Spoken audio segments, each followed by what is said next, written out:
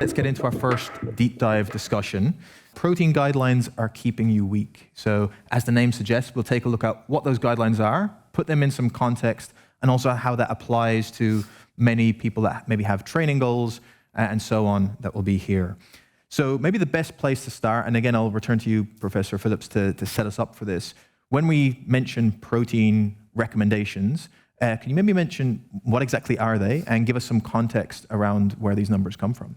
Yeah, so the protein recommendations, and it's pretty much the same when you look around the world, are set by a method called nitrogen balance. And I'm not so sure that that's the appropriate way to do things, because we're now beginning to realize that individual amino acids, and particularly, and Liang mentioned a few of them around leucine, for example, probably we have needs for those, particularly with exercise, that are even greater.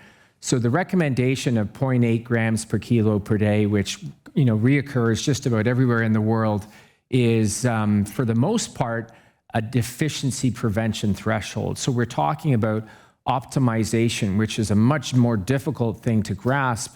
But we're talking about intakes that are at least 1.2 up to about 1.6 and higher in certain situations if you're putting your body under a lot of stress. So even as high as 2.2, and Dr. Helms has mentioned, there are intakes that are even higher than that in certain energy deficit situations. And in those circumstances, I think you're providing optimum protein levels and optimum amino acid levels, which may be even different as well. So a lot more than the RDA. And I think that's a point worth maybe re-emphasizing that you mentioned for people, that technically they may come across certain things like, oh, you don't need more than 0.8 grams per kilogram. And technically there's some truth depending on what we're talking about, if that's an outright deficiency. Whereas, as you mentioned, that is not necessarily what someone's goals may be. Yeah, exactly. So with that, we have these general recommendations at a population level. But for most people, they're thinking about their protein as an individual. So Dr. Helms, maybe I can ask you, when it comes to an individual and thinking about their own protein needs, requirements, what are some of those factors that might impact what that might end up being for that individual person? Yeah, no, I think that's a great way of framing it. And a key word you said is need. And I think when we talk about athletes, they're not looking to fulfill their protein needs or requirements. We're not trying to prevent, kwashiorkor. We're trying to sprint faster, jump higher, retain muscle mass. So when you are highly active, we've known this for decades, actually looking at nitrogen balance, that can increase your requirement. But on top of the requirement of what you need to maintain nitrogen, there is how much will you therefore benefit from? And that is goal specific. And it's also condition specific.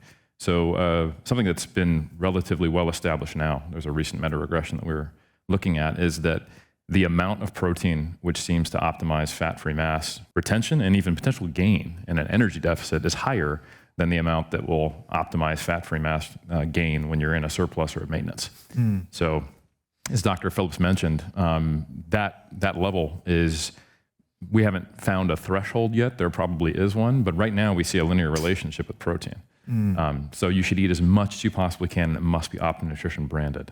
No, I'm just kidding. That's the best I'm getting. Yeah, thank you. I'll expect an extra check.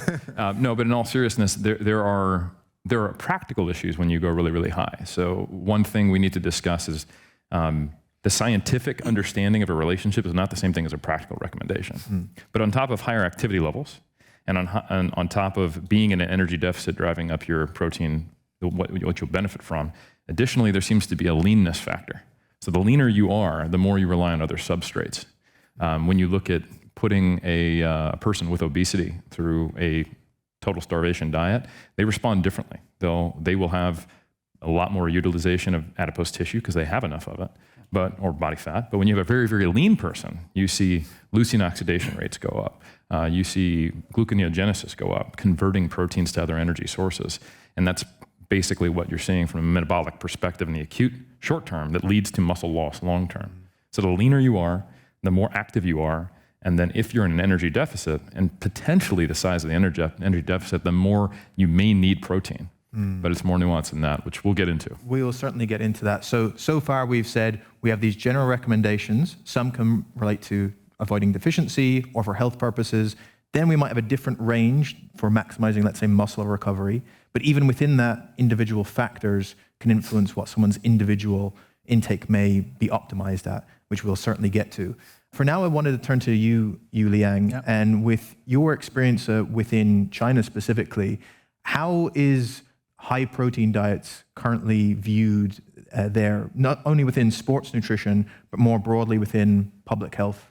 Okay, absolutely. In China, we have some many food contain protein, similar with maybe your country. We have pork.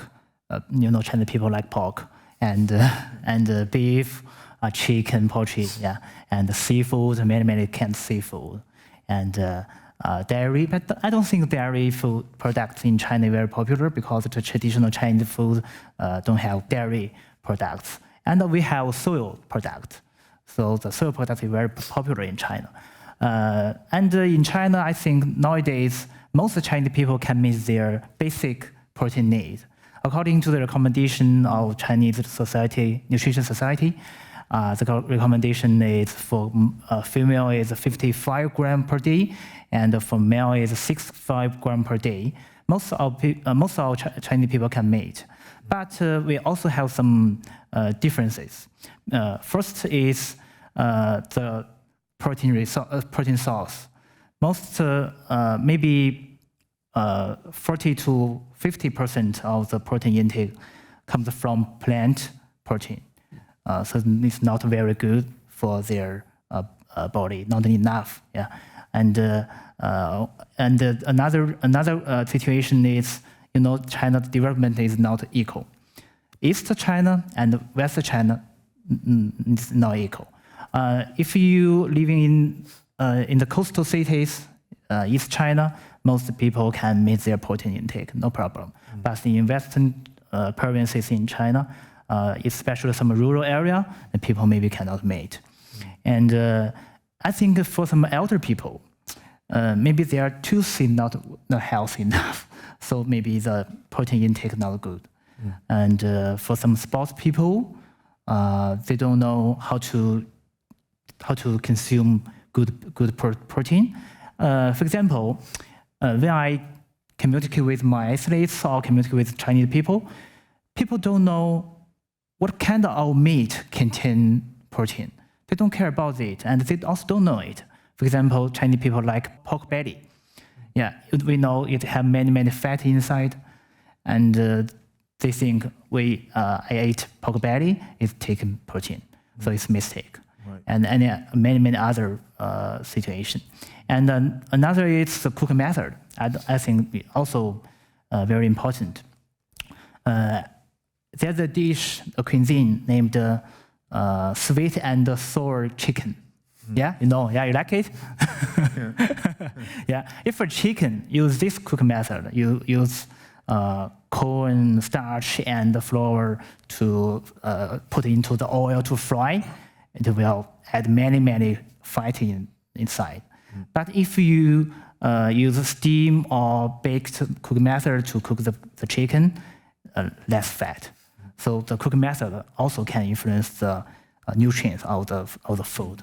So this information, this knowledge is, I think, most of Chinese people need to know, and most other country people also need to know, I think. And I think that was one thing we'll hopefully get to around how to educate people in a way that allows them to make these choices appropriately. So I need to educate my athletes, educate people normally.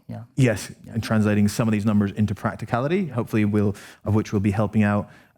With that in mind, Jeet, obviously you help a lot of people within the Indian communities, and it's one area where we've seen, even at a national level, some of those recommendations be suggested closer to that 0.8 grams per kilo that was discussed, and maybe some hesitancy around the use of supplementation.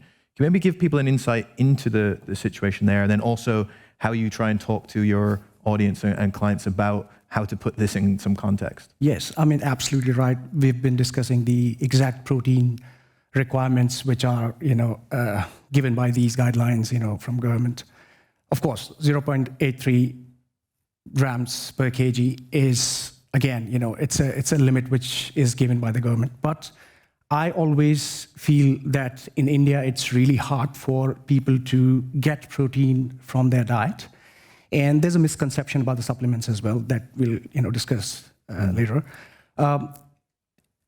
Like China, India is very diverse, big culture-wise, religion. So not many people would want to eat like meat products like chicken, eggs, goat, or lamb, because of their religious reasons, and some of them have their ethical reasons as well. So it's really hard for them to get protein from their normal diet. And the part where I come from is the Himalayas, the mountains.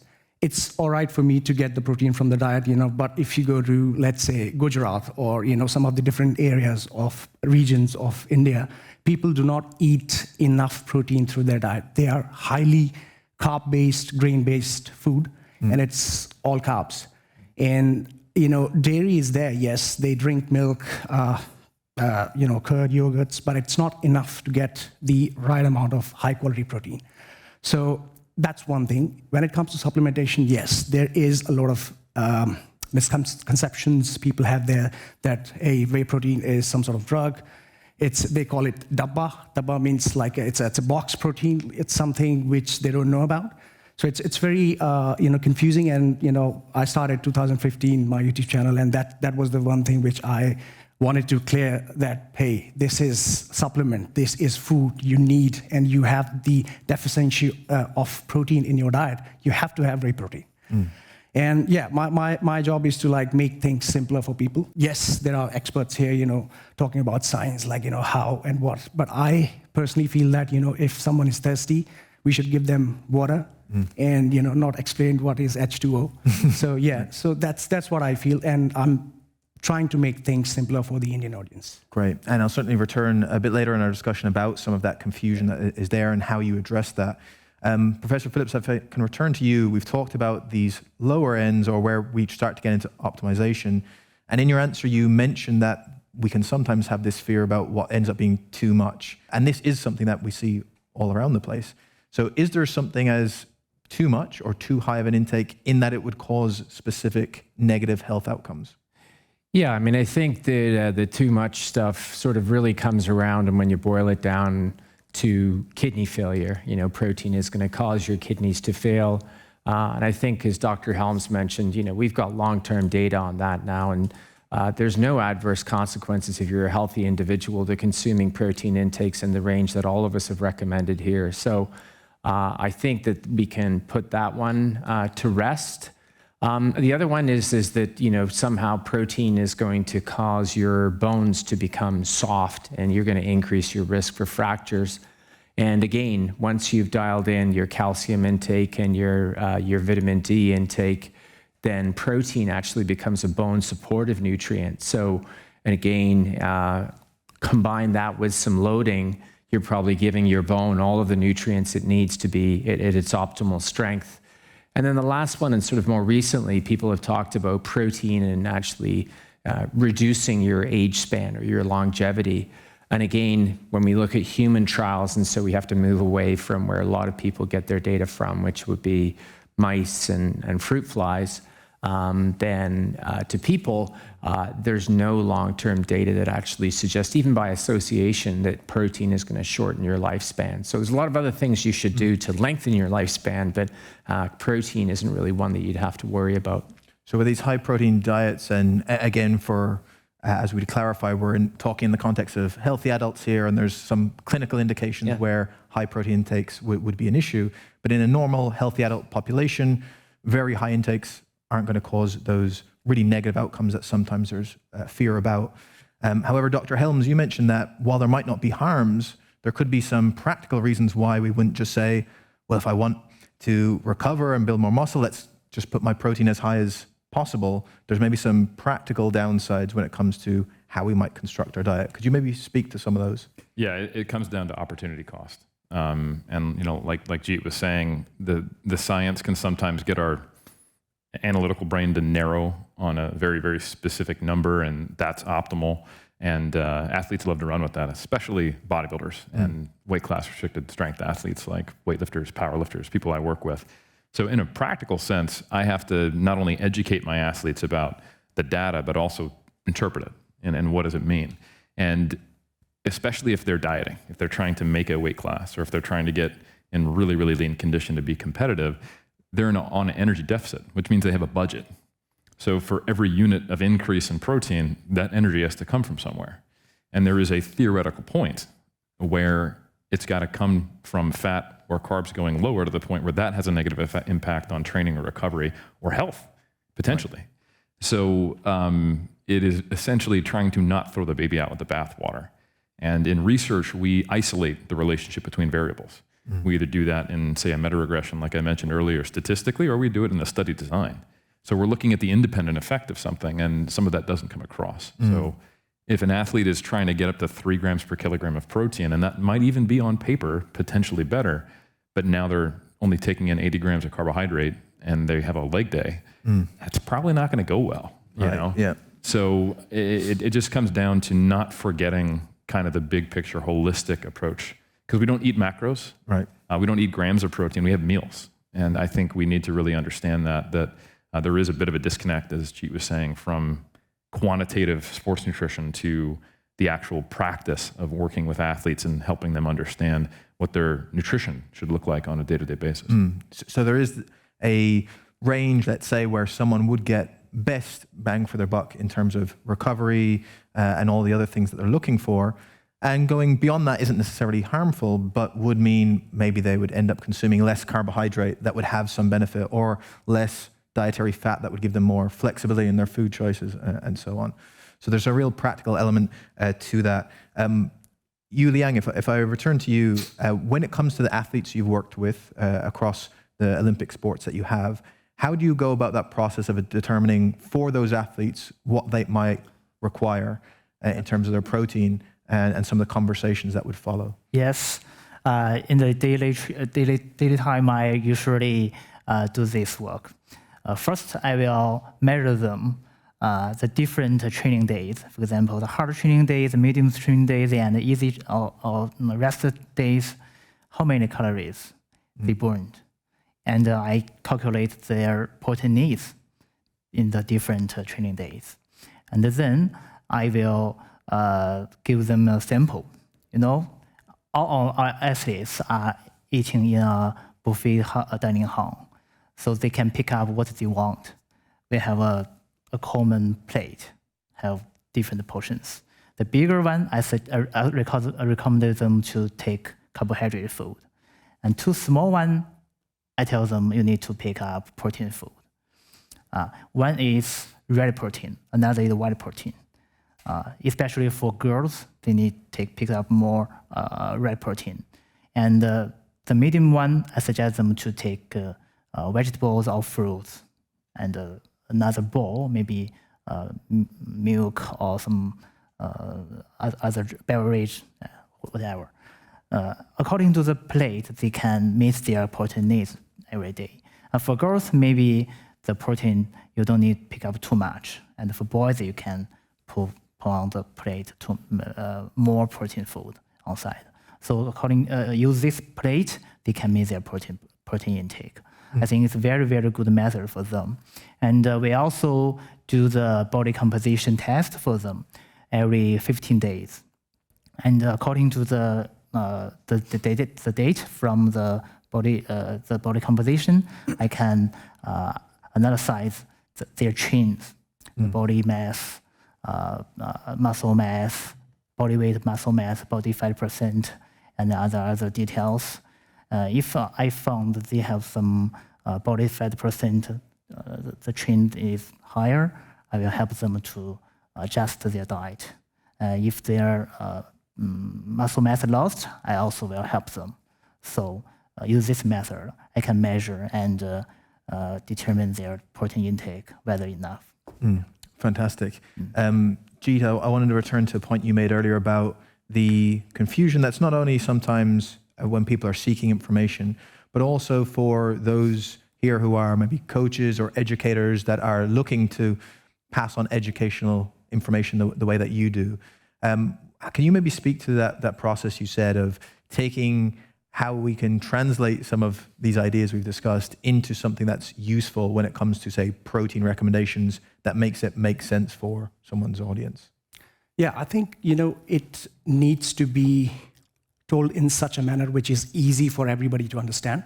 Like, again, yes, science, we need to tell them everything about how it is done, what's the backstory, but a lot of people, like the masses, the general people, are very busy in their life.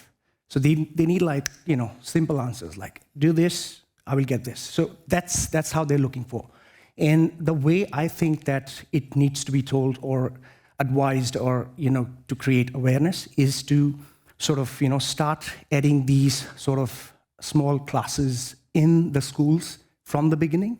Because, in India, like kids, I see, because I've been, in school, like in India, it's really hard for parents to understand, like, what they're giving their kids to school.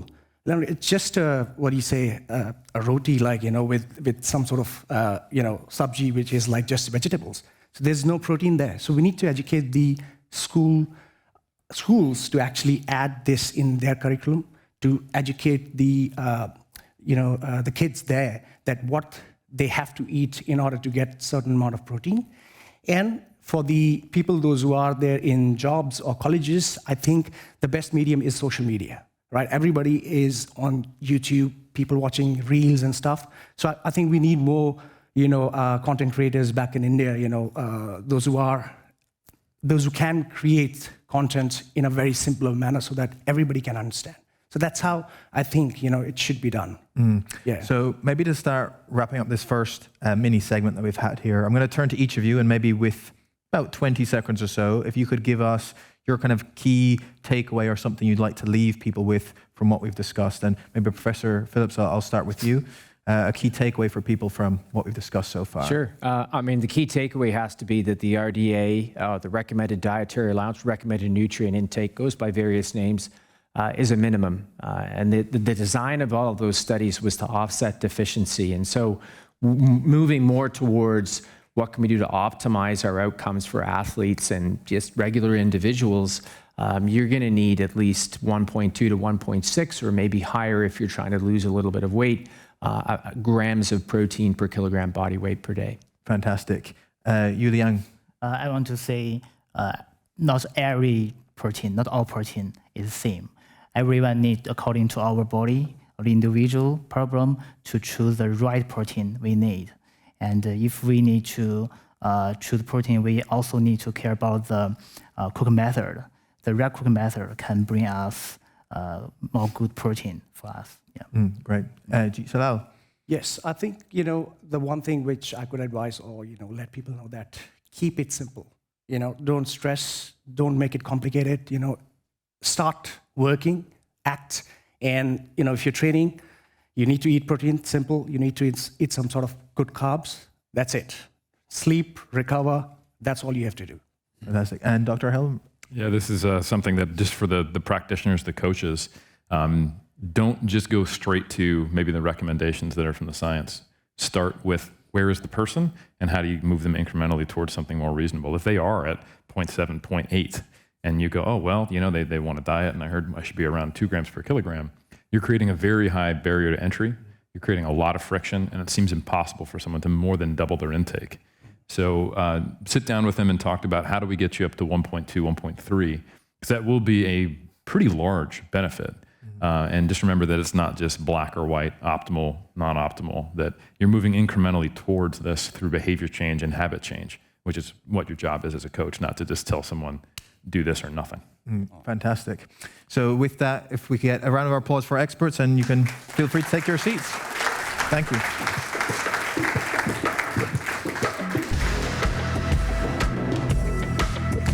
So to maybe build on some of that in terms of determining what your individual intake might be, one thing that Optimum Nutrition does have is their protein calculator. So what you should see on your screen now in front of you is a QR code. With that, you can scan that code. That will bring you to Optimum Nutrition's protein calculator. You can punch in some of your individual information around your activity and so on. And with that, that should be able to generate for you a protein target based on your intake. But to maybe help visualize this, we have 3 of our volunteers that are going to help, based on their protein intake, come and give an idea of where their number came out based on their physical activity and so on. and maybe help us visualize this a bit. So first, I'm going to call our volunteer Ruby to come and give us a hand discussing her protein targets. Ruby, so maybe you can let people know, first of all, a bit about your training goals, any of the things that would relate to maybe protein intake. Hello, everyone. I'm Ruby. I'm a personal trainer and an actress as well. And what I do to hit my protein goals is I just make sure I've got protein with every meal, so breakfast, lunch, and dinner. Quick protein source as well. Chicken, tuna is my new favorite thing. I do a lot of hybrid training. I know that word gets thrown around a lot, but hybrid training, strength training. I run a lot, probably an unusual amount. I accidentally did a half marathon on Saturday. Don't ask how you accidentally do one, but 3 different friends asked me to do 3 different runs and I couldn't say no. Yeah, so I find protein for me is, obviously keeps you fuller for longer and stops me getting grumpy or hangry. Yeah, so protein's really important for me. Great. And so what does your protein target come out at? Mine's 130 grams of protein. 130 grams of protein. So if we have a way to give a representation of this in some way, that to eat 130 grams of protein, that would specifically be 22 eggs would contain that amount of protein. Of course, the recommendation is not that you should only consume eggs to get your protein source, but given that you would have to consume quite a lot to meet that type of target. So we have our visualization of our 22 eggs. And with that, thank you, Ruby, Thank you very much. Take that off you. To get our next one, we'll take our second volunteer. Daryl is here to come and discuss his protein target. Hi, Daryl. Maybe you can mention for people, again, a bit about what you do, your typical training workload, anything else like that. Hey guys, my name is Daryl. So I'm a sports nutritionist. I predominantly compete in high rocks, CrossFit type events. Did I say my protein goal? You can do. Sorry, gave it a little bit early. So my protein goal is 180 grams. In terms of how I try to get hit my protein requirements, it's typically just to have protein with every meal, similar to what Ruby said, but kind of breaking it down across plant-based, animal-based protein sources, very whole food-based kind of protein sources. And also, if I'm kind of on the go or rushing to go somewhere, having stuff which I can kind of grab and take with me, whether it's protein shakes or easy stuff to take with me as well. Fantastic. So your number came in at 180 grams. Maybe we can get a visualization of this in comparison, which comes out at being around 30 eggs a day in order to consume that. So thankfully, we have Optimum Nutrition to fall back on, so you don't have to have the all-egg diet. Daryl, thanks so much for coming and sharing your number. With that, we'll turn to our third volunteer, but is actually much more of a very special guest, not only an athlete, but one of the most elite athletes in the world. Indeed, the most successful British weightlifter of all time, 5-time European champion, 2-time Olympic and world medalist, as well as a Commonwealth Games gold medalist. Please give a very special welcome to Emily Campbell.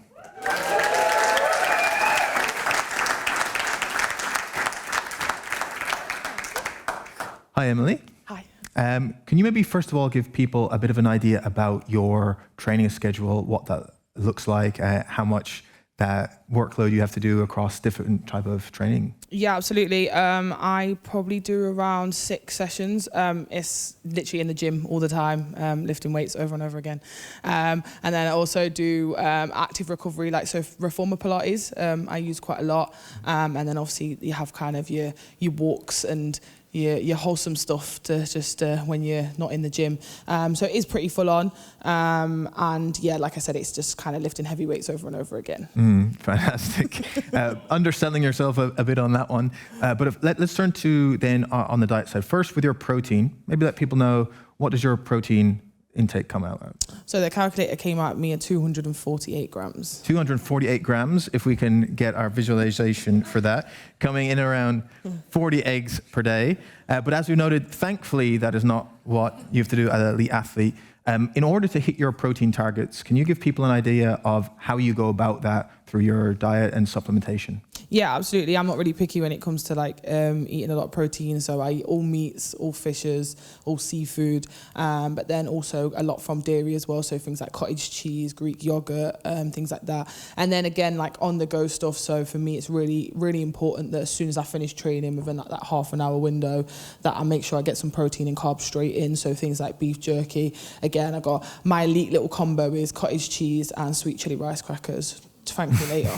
Try it. So yeah, that's really good. So it's just things like that, and then like bedtimes as well. Baby bells, really good source of protein as well. So yeah, it's just sometimes having those quick things that you can just chuck in your bag, so that then you can straight away have them when you finish training. Yeah, and that convenience, particularly with your travel schedule for different competitions and how it might change in around competition. Yeah, absolutely. And obviously it's important to try and keep as much like normality when you go away to internationals as well. So as much stuff that you can take with you that you normally have. And then for us, it's like I obviously weigh all of my food when I'm at home, but then sometimes you don't have the luxuries of having scales when you're away. So then our nutritionist is really good at making us visualize it on a plate. So like making sure that like, you know, half the plate is carbs and this part of it is a bit like one of the experts was saying earlier, what he does with his athletes, that they do it completely with us as well, the same, and making sure that you got your veg and then your protein and whatever, so that we can kind of see it on a plate and we know that we're getting enough. Because it's really hard, obviously, when you're at a buffet and you're just trying to,